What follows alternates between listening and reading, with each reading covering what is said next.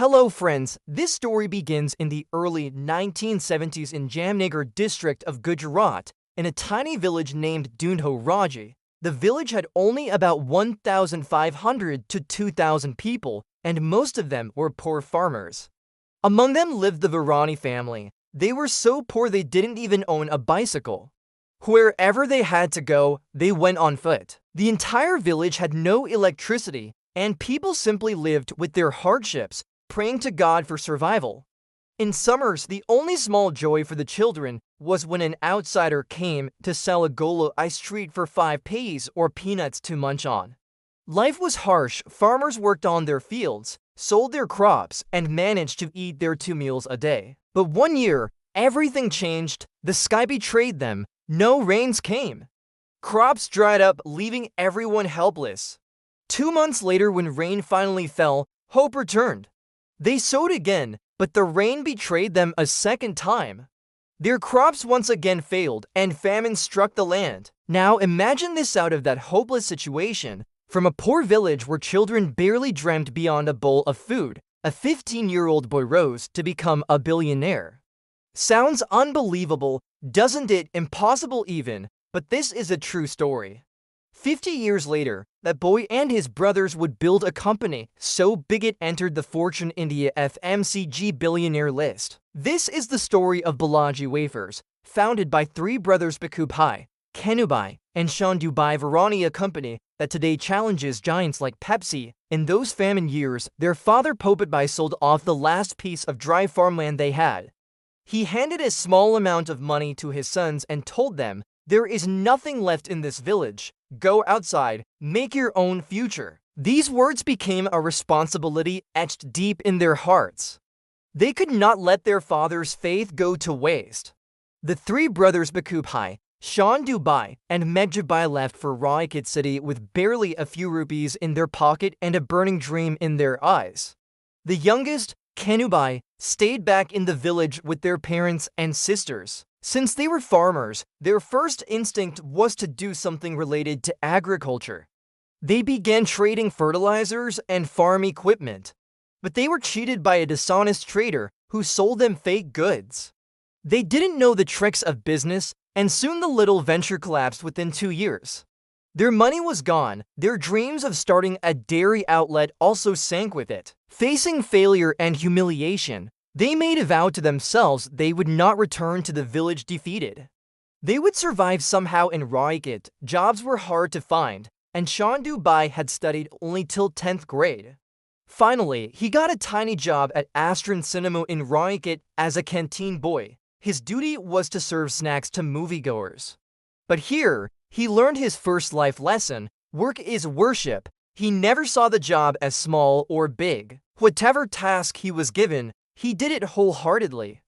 Apart from serving food, he stuck film posters, checked tickets at the gate, guided people to their seats, and even repaired torn seats after shows. In return, sometimes he was only given a plate of korafali with chutney as extra. His monthly salary was just 90 rupees, while his brother earned 150. Together they tried to survive in a rented room, but it was never enough. One night, unable to pay even 50 rupees rent, they secretly left the house and stayed with acquaintances until they could repay the landlord. There is an English saying, "Let your work do the talking," and that is exactly what happened. The cinema owner, impressed by their dedication, gave them the contract to run the canteen themselves for 1,000 rupees a month. The year was 1976, when Amitabh Bachchan's film Kabhi Kabhi was screening. While the audience lost themselves in songs, Chandubhai had no time to dream. He had only 5 minutes of interval to serve orders at lightning speed, even running into the dark hall to find customers and deliver food. One item was in huge demand: potato wafers, but their suppliers couldn't meet the demand. Deliveries were late, inconsistent, and quality was poor. After trying 3 different suppliers, the brothers realized this was a recurring problem. And then came their second life mantra: don't worry, think. Problems are opportunities in disguise. If others couldn't supply wafers properly, why not make their own? It was 1982. By then, the Virani family had shifted to Raikat permanently. They had a house and their canteen business was stable, but sandwiches, though popular, spoiled quickly. Potato wafers were different. They lasted longer, were easy to pack, and could be transported anywhere. And so, with courage, Chandubhai took the leap. He set up a small shed in his house courtyard, arranged a frying pan, and invested around 10,000 rupees. They even got a potato peeling machine made at half the price. He had no experience, so after his canteen work, he would stay awake all night experimenting. At first, there was lots of waste. Sometimes the boy he hired didn't even show up, so he fried chips alone through the night. But slowly, after many trials, he perfected a taste that people loved. By 1984, they had 3 canteens and started distributing their packets to local shops. They named their brand Balaji Wafers, inspired by a small Hanuman temple set up in the cinema canteen. But soon, another hurdle came. Shopkeepers often returned half-eaten packets claiming they were stale or gave excuses not to pay, sometimes even handing torn notes. Yet, Chandubhai believed in reflection over complaint. He and his brothers began cycling with bags of wafers, reaching villages and small towns, later upgrading to motorcycles and rickshaws. Once people tasted the quality, they kept coming back. Within a few years, the Virani brothers' chips had taken over Rohit. They were now earning 20,000 to 30,000 rupees a month. Demand soared, and in 1989, they borrowed 50 lakh rupees to set up Gujarat's largest potato wafers plant in Rohit's industrial area. But troubles didn't stop. The new machines often broke down and the engineers demanded hefty fees. 10th past Chandubhai taught himself to fix them, becoming a part-time engineer. Soon after, the business was registered as Balaji Wafers Pvt. Ltd., with 3 directors, the brothers Bhikkhu, Kanu, and Chandubhai. From there, they never looked back. Friends, if you've been inspired by the journey so far, imagine what lies ahead. And before we continue, I want to say this: if stories like these move you, don't just watch and scroll away. Hit the subscribe button right now, because the next part of this journey is even more unbelievable. By the early 1990s, Balaji Wafers was no longer just a local canteen experiment. It had become a trusted name across Rohit and nearby areas. Shops that once hesitated to keep their packets now called the Virani brothers themselves, asking for more supply. Every packet carried not just wafers, but a promised affordable price, great taste, and honest service. Slowly, Gujarat began to recognize Balaji as their own brand. But success has a way of attracting storms. Around this time, multinational giants entered India's snack market. Pepsi's Lehar and Uncle Chips dominated with glitzy advertisements, colorful packaging, and huge marketing budgets. Compared to them, Balaji was still a small player with humble polythene packets, no ads, and very limited distribution. Many people thought, how can a local brand ever fight Pepsi? Even distributors pressured Chandubhai to raise prices to match the big companies. But Chandubhai remembered his father's words, never forget where you came from. He decided that Balaji would always stay affordable for ordinary families. While Pepsi sold chips at 5 rupees, Balaji kept theirs at 2. People noticed the difference. In small towns and villages, Balaji became the favorite because it was not only tasty, but also light on the pocket. Pepsi may have had Bollywood stars, but Balaji had trust. As demand spread, the brothers expanded their production. By 1999, they set up an even larger plant in Rohit with advanced machines. Here too, Chandubhai himself worked with engineers, learning every nut and bolt. He believed that no machine should stop production just because an outsider wasn't available to repair it. Slowly, the company became self-reliant.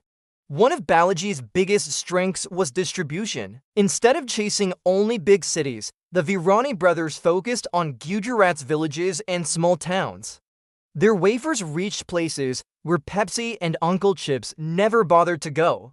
The cycle-riding days had taught them that India doesn't live only in metros. Real India lives in its villages. By the 2000s, Balaji had captured nearly 70% of Gujarat's snack market, an achievement no one thought possible. But the story doesn't end there. After conquering Gujarat, Balaji spread to Maharashtra, Madhya Pradesh, Rajasthan, and later many other states.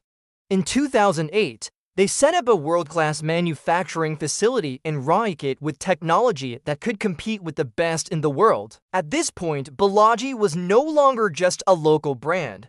It was a serious competitor to Pepsi and other multinationals. Despite this, the Virani brothers never forgot their roots. Chandubhai still lived simply, without luxury cars or expensive suits. When asked why he didn't shift headquarters to Mumbai or Delhi, he said, "Our heart is in Gujarat, our people are here. Why should we leave them?" This connection with ordinary people kept the brand grounded, but challenges kept coming. Multinational giants tried price wars, celebrity endorsements, and massive ad campaigns. Still, Balaji stood firm. Their focus was not on glamour, but on consistency and customer loyalty. They introduced new products like masala wafers, snacks, and namkeens, constantly experimenting with flavors that matched the Indian palate. For a Gujarati child, Balaji Wafers became as common as roti and dal. One incident often shared by locals sums up Balaji's spirit. Once, during a technical failure, production stopped for a whole day. The staff panicked, but Chandubhai quietly walked in, rolled up his sleeves, and began fixing the machines himself. Within hours, the line was running again. He didn't see himself as a boss, but as part of the team. His philosophy was clear: work is worship, problems are teachers. By 2017, Balaji's revenue crossed 4,000 crore rupees. A company that started with a small frying pan in a courtyard was now rubbing shoulders with global giants. Even the prestigious Fortune India list ranked Balaji among the biggest players in the FMCG sector.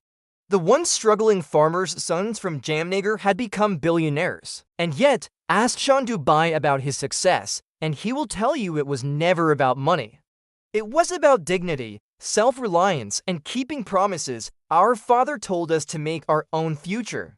We simply tried not to let him down, he says with folded hands. That humility is perhaps the biggest reason Balaji became a household name. Think about it for a moment: 3 brothers with no education, no capital, no big city connections, not even electricity in their childhood. And yet, they created an empire that took on Pepsi and won. Isn't that the true meaning of entrepreneurship?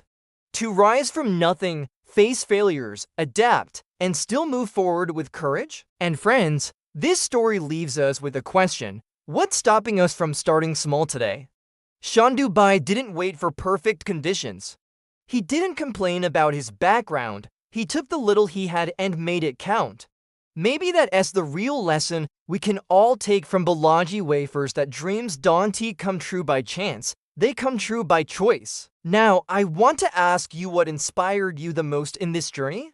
Was it their never give up spirit, their loyalty to the common man, or the way they beat Pepsi with simplicity?